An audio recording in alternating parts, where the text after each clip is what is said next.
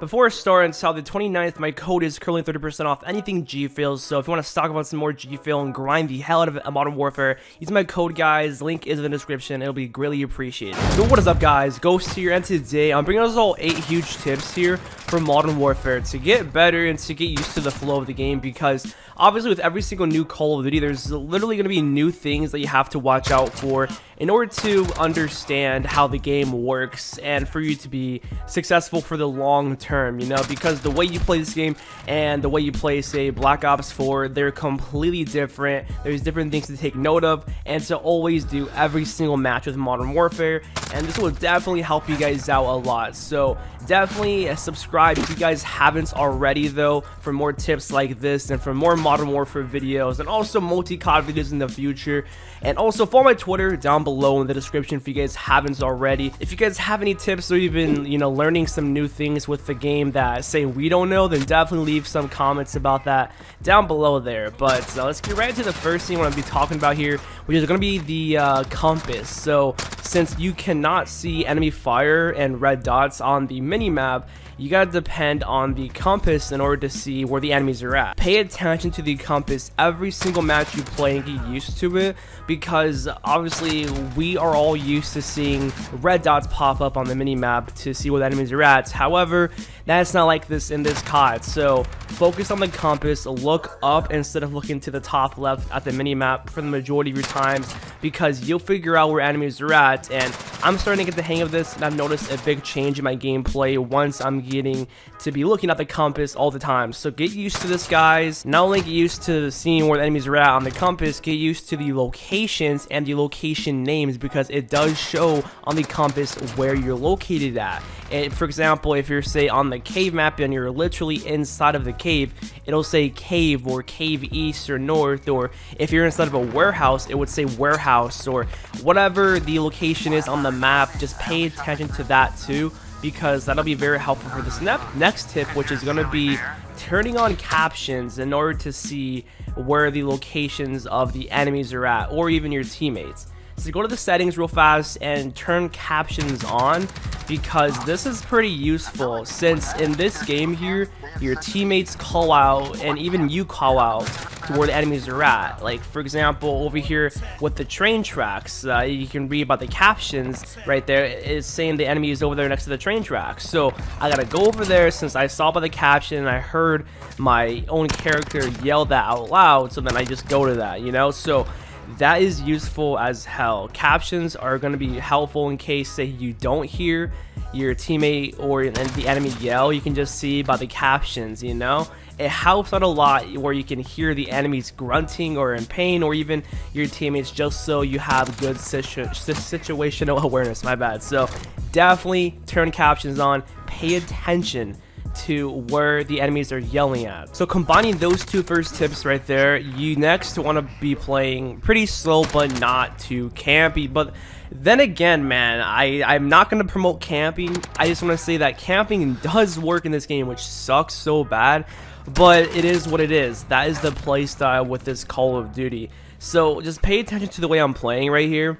I'm playing it very slow and methodical. I am actually paying attention to the captions and then the you know, the compass with the red on it too, to see where the enemies are at. And then I got cucked by this dude around the corner, and I got mad and I rage quit because I just got one-shotted. But pay attention right here, how I go on top of the ladder, I kill this dude, and then I kill the guy over here, and then I still am on the roof holding down this position, got the guy coming up, and then I'm still looking out, and I got like a quad feed right there. So playing like this right here, where you hold down an area waiting for the enemies to push for you, is going to be the successful way with this game here. You have to play slow. And if you don't see any enemies around you, just go ahead and rush out to another position, repeat the process, and just hold down the area, and don't rush too hard, because you are gonna die. This game does promote camping, which is unfortunate, but it is the way of this game, and you have to get with it to adapt with it, you know? So That's all I gotta say with this tip here. It's just pretty much playing slow, but I'm not trying to promote camping here. It's just playing slow in a very passive, smart way. Even though I just said I really don't want to promote camping, this next strategy here is kind of like camping. It pretty much is. It's just mounting your gun everywhere you go, around corners or just on anything that you can, where you can see the enemies are coming from that way. For example here, the enemies are spawning at alpha, so the best thing to do here, which I have an LMG, best case scenario, is to reload it and then mount on top of this cylinder thingy, and then I just go ahead and mow down the enemies as they come out of spawn, right? Like, there's no point for you to push something where the enemies can just simply come to you, right? So just go ahead and mount anywhere it is, lean around the corner or lean on top of like a head glitch or whatever it is for that moment, and then when enemies aren't coming at you, then just go to another spot. But mounting is extremely powerful though, because not only your gun stays stationary right there in that one spot and you're on the head glitch, your gun has less recoil. It literally decreases it to like no recoil. It's extremely easy to beam enemies, and pretty much 9 times out of 10 you are going to win the gunfight, which is very annoying, I know, but it does work, and it's a big tip with this game that you gotta be learning, because mounting will help you out so much the more than you know. Even if the enemies are like right around the corner and you know they're pushing and you're like, okay, I don't need to mount. No, still do it. Still mount, because you have the upper advantage over them with the no recoil, and you're gonna win that gunfight 99% of the time. So trust me with that, guys. Mount, and then get off the mount, go to another mount, and just keep repeating the process, because not many people do this that I see. I see this rarely often. It just depends on what match and how toxic the players are, pretty much, but definitely do this. So the next few tips I have here are going to be running the EOD perk as well as Battle Hardened. So here's what EOD does. It's basically flak jacket. It says take reduced damage from non-kill streak explosives and fire, hack enemy claymores, proximity mines, C4s, and trophy systems. Then Battle Hardened, it just reduces the strength of enemy flash, stun, and AMP effects. Alright, so since everybody in this game literally does have a lethal and a tactical, you definitely gotta be running these two on every class to say no matter what, okay? Because 9 times out of 10, if you don't run